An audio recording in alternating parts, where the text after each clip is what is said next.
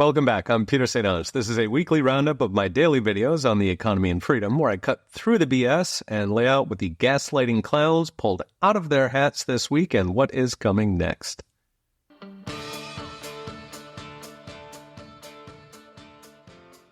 The trade wars have begun as Donald Trump just imposed 25% tariffs on Mexico and Canada and 10% on China. The three countries make up nearly half of U.S. trade, and we import roughly twice what they buy from us. So this will hurt them a lot more than it hurts us. Now, Trump is tying the tariffs to all three countries' role in the border crisis, the flow of illegal immigrants, as well as fentanyl that kills over 70,000 Americans a year in overdoses. That's more than we lost in the entire Vietnam War. Now, the first products hit will be Chinese clothes and shoes, furniture and toys and electronics, along with cars, beers, and avocado from Mexico and Canada. All three countries will retaliate, probably starting with American agricultural exports. Now, in terms of the economy, the key question is going to be how much of the tariffs bleed through to inflation. So there are a couple moving parts here. First, going by Trump's first tariffs, a lot of the tariffs will in fact be eaten by the exporters. This is especially true for commodities for which there is a world price, like oil, timber, or minerals. So the price of oil is what it is, and especially Canadians don't have any options. They have to sell to the U.S. at a big discount since Canada's Greens won't approve pipelines to Asia or Europe. Now, eating the tariffs is especially true for China, so estimates from Trump's first term had roughly 80% of Chinese tariffs either eaten by Chinese exporters, they just got less profit, or covered by Beijing to help companies maintain market share. The second point is that everything we import can, of course, be made in America.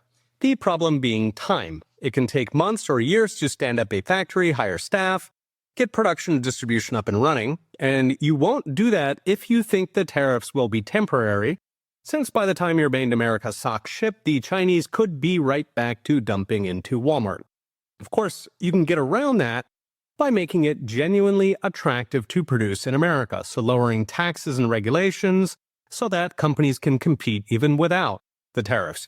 In trade, that's called import substitution or the infant industry strategy.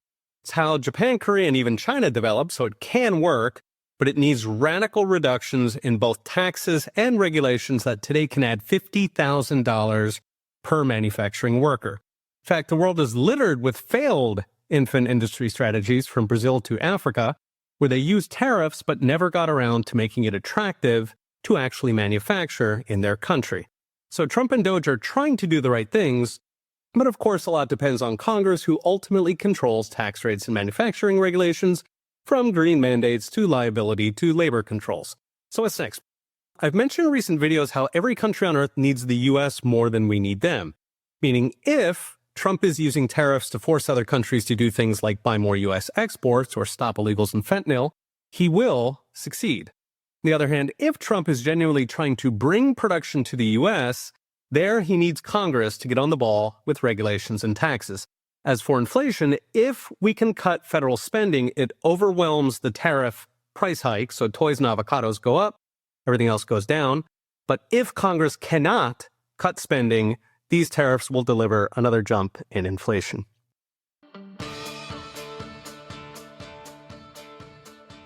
Congressional Republicans just wrapped up a 3-day confab where they agreed to massive tax cuts, accompanied by, of course, precisely zero spending cuts. One out of two, I guess, from Washington's drunkest sailors. The agreement was part of a GOP effort to unite around a massive tax and spending bill to, quote, codify Donald Trump's campaign promises. It does great on taxes, extending Trump's first-term tax cuts and planning for no tax on tips, no tax on overtime, and slashing business income tax. Alas, it only cuts $31 billion in annual spending, roughly 0.5%, the federal budget, and then it immediately turns around and adds $32 billion in new spending, so no Lockheed is left behind. Pressed on the lack of spending cuts, the Washington Post cites Republican officials claiming the cuts are, quote, floors, and Republicans will, quote, aim to reduce spending far beyond them. And I got a bridge to sell you.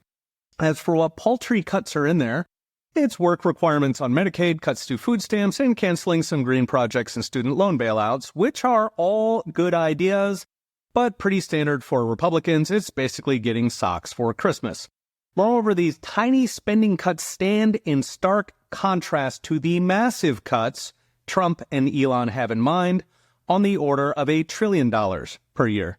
In other words, Congress is acting like it's just another day in the park, oblivious to the massive mandate Trump just won for radically shrinking the federal government, its power, its scope, and yes, its budget. Now, presumably they're doing this because they're afraid of left-wing media demonizing cuts, but those days are gone. They are jumping at shadows.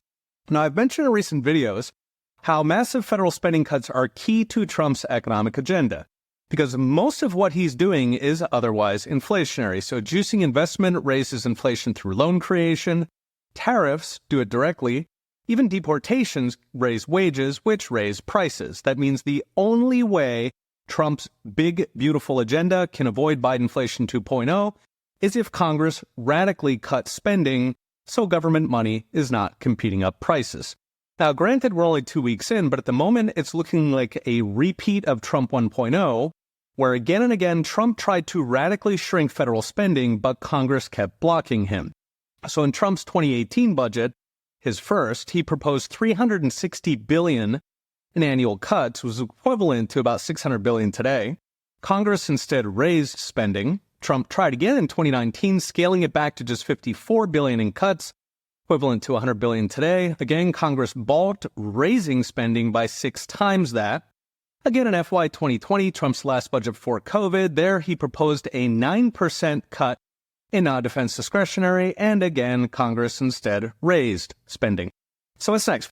Like the rest of the D.C. swamp, congressional Republicans have become very comfortable with the way things are, even as their voters want to drain the whole thing. The key will be Trump's ability to channel voter anger and frustration so a GOP Congress actually serves the people and the voters who put them there. And if they fail, Elon has already committed to primary every single Republican who stands in the way of the people. It is amazing how the threat of losing their job can concentrate the mind of even the most spineless rhino.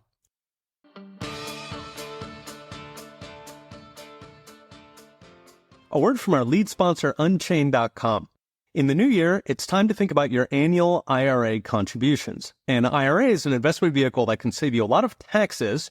With Unchained, you can hold real Bitcoin in your IRA, get access to trading, inheritance, and loans, and it's the only company where you hold the keys and can verify that your Bitcoin is not being relent like banks do. We've seen futures-based ETFs underperform holding your own Bitcoin, so why settle for less? Book a friendly consultation at unchained.com/Peter. You've heard me talk about the need to protect yourself from inflation and central bank currency debasement. Instead of parking your wealth and eroding dollars, there's an alternative: saving and earning interest every month in gold and silver with monetary metals. Gold and silver owners can earn between 2 and 4% on metal leases paid in more ounces of gold and silver. Accredited investors can earn up to 19% in monetary metals, precious metal bond offerings. That's real, tangible wealth earning interest every month. This is more than just preserving your wealth. This is growing it in gold and silver that cannot be devalued by the Fed. Visit monetarymetals.com/Peter to learn how to put your gold and silver to work today. Now back to our show.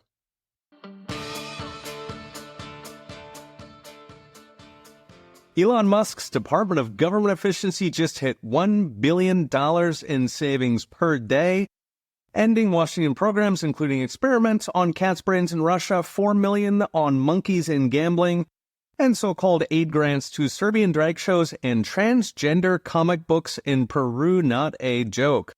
Most ominously, ending a $40 billion CIA slush fund called U.S. Aid that apparently funds left-wing extremists to the point it's basically a universal basic income for left-wing radicals. Over $1 billion was cut from diversity and exclusion programs that are the modern Jim Crow, and we're now racking up billions of savings as a federal hiring freeze melts off government workers through attrition. $1 billion a day is over a third of the way to the goal of saving the American people $1 trillion per year in government waste. A trillion cut in spending is important because it lowers the deficit to the point where the economy is growing faster than the debt. That means financial catastrophe goes from inevitable 2, not going to happen so long as DOGE keeps it up. Meanwhile, DOGE is making new friends across the Washington bureaucracy that runs America like an occupying army. They're proposing to auction billions of dollars in empty federal buildings, while Reuters reports that DOGE aides took command of the Office of Personnel Management and changed all the passwords of every employee who's been working from home to force them to come in or just, quit.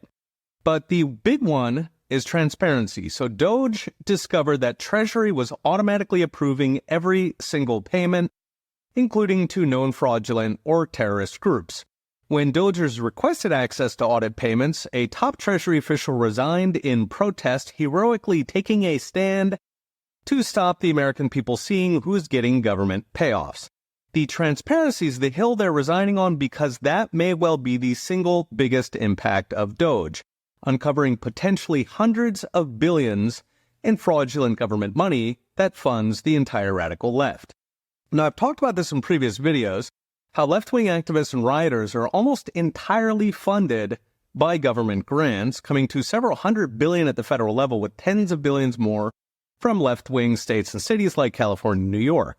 Indeed, it may be that a big chunk of the 12.8 million employees of so-called non-government organizations are actually disguised left-wing government employees, who are fantastically easy to fire. You just cut off the taxpayer grants, which DOGE is doing with relish. So what's next? The common wisdom in D.C. had been that DOGE will go nowhere, because government efficiency had been tried and failed for decades.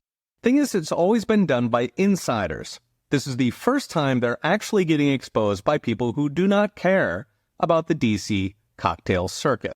One data point to watch is betting market Kalshi, which is currently forecasting 172,000 federal employees laid off in the first year alone. That's almost 1 in 10 government workers in a single year, along with $220 billion in annual savings, a number that looks set to soar given the rot DOGE is already uncovering. Now, DOGE is already drawing blood. Once we get full transparency, which DOGE is locked onto, the trickle could turn into a flood big enough to pull us out of our national debt doom loop.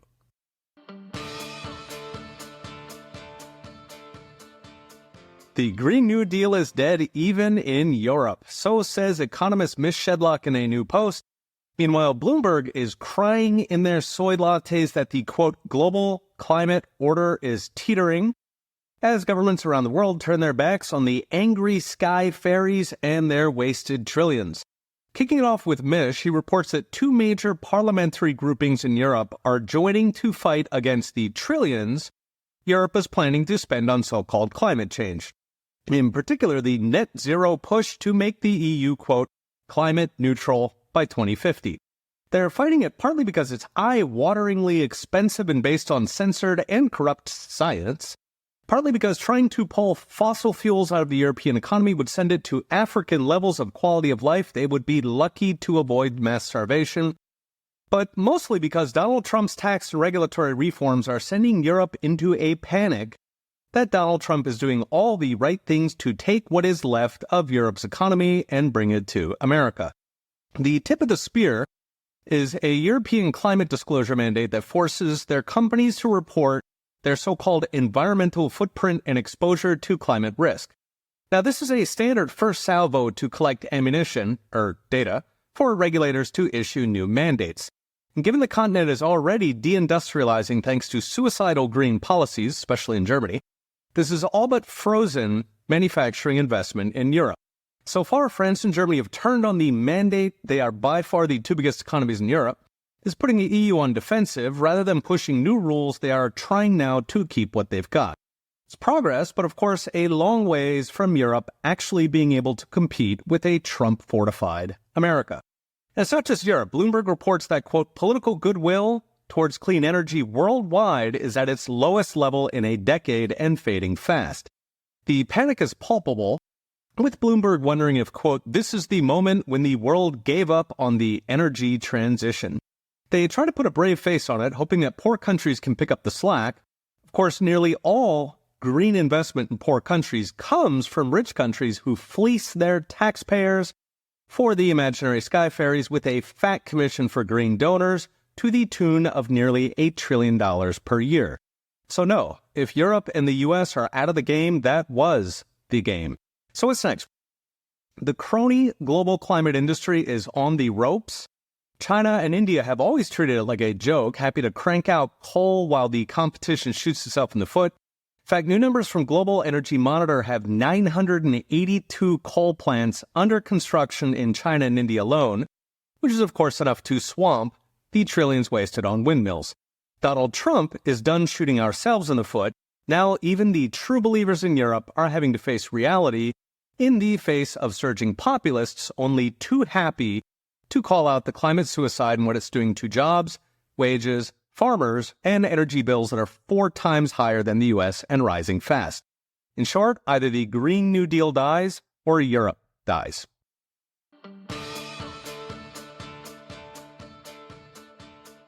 A word from our sponsor. One of the best ways to secure your Bitcoin is with a hardware wallet, a physical device that lets you keep your coins offline without internet connection. One of the most trusted names in hardware wallets is CoinKite, maker of the famous block clock. CoinKite devices are made in Canada and they're run by passionate Bitcoiners who've been at this since 2012, back when Bitcoiners were trading in person at swap meets. You can pick up hardware wallets and plenty of other goodies at coinkite.com/ProfSaintAnge. That's CoinKite.com/ProfSaintAnge. Okay, back to our show.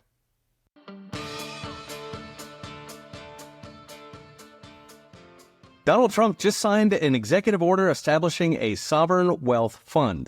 Will the federal government start building a pile of treasure and Bitcoin to match up against its $36 trillion mountain of debt? So a sovereign wealth fund is a government-run investment fund that can hold stocks, bonds, and other assets like real estate and, yes, Bitcoin. There are hundreds of these worldwide, including about 1 in 4 countries and half of U.S. states. The biggest are oil-producing countries like Saudi Arabia, Kuwait, and Norway, where they set aside a hunk of oil revenue. East Asian exporters also have them stashing excess dollars since they export much more to the U.S. than they import, so they have a bunch of leftover dollars. Some of these funds are very big, so Norway's sovereign wealth fund has $1.7 trillion, which is about 7 times Norway's national debt and comes to almost $700,000 per household in Norway. Gulf Arab countries have a bunch of funds totaling nearly $5 trillion. China's funds hold about $2.8 trillion, while tiny Singapore has $2.1 trillion, which includes Social Security funds, which Singapore does not piss away the way we do here in America. Hong Kong, Korea, Malaysia, even Australia all have sovereign wealth funds. As for U.S. states, 23 states have some form of sovereign wealth fund holding a total of $300 billion in assets. The biggest is Alaska, which salts away some of its oil revenue and hands out a check every year to Alaskans called the Alaska Permanent Fund. It has over $72 billion, which is almost $300,000 per household in Alaska. Every year it sends out several $1,000s to Alaska, which is a drop in the bucket, but it helps with the famously high cost of living. Now, most other states also fund their sovereign wealth funds with oil and mineral rights like Texas, Wyoming, or North Dakota. A few are funded by tobacco settlements or unclaimed properties. Of course, a federal fund would dwarf all of these, given that Washington is already sitting on nearly $6 trillion in assets. That's nothing compared to its $36 trillion debt, but it would still make it by far the largest sovereign wealth fund in the world overnight. These assets include cash deliverables, about $1.2 trillion in buildings and structures, most of it empty since federal workers don't actually come to the office, and student loans worth nearly $2 trillion. That would be the ones Biden has not canceled to buy votes. Into this giant pot, Trump is floating to pour tariff revenue, and he even suggested the federal government take a share of TikTok in return for letting it operate in the U.S. That could be a pattern for other foreign companies, especially Chinese. Give the feds a share, and you can operate. So what's next? Trump's sovereign wealth fund will probably happen, and soon. Depending what assets it buys, it could quickly turn a profit. Trump's already promised a Bitcoin reserve, and stakes in TikTok or other companies might give taxpayers some juicy returns while converting federal assets from a $6 trillion graveyard to a way to reduce the cost of the federal government. Still, Trump will not be president forever. This does risk building a $6 trillion slush fund that's liable to future corruption and mismanagement, given governments are famously bad and corrupt at managing money. which case why not just pawn the assets and reduce the national debt? So if a sovereign fund is a step to that, it is a winner. If not, there's a lot that could go wrong.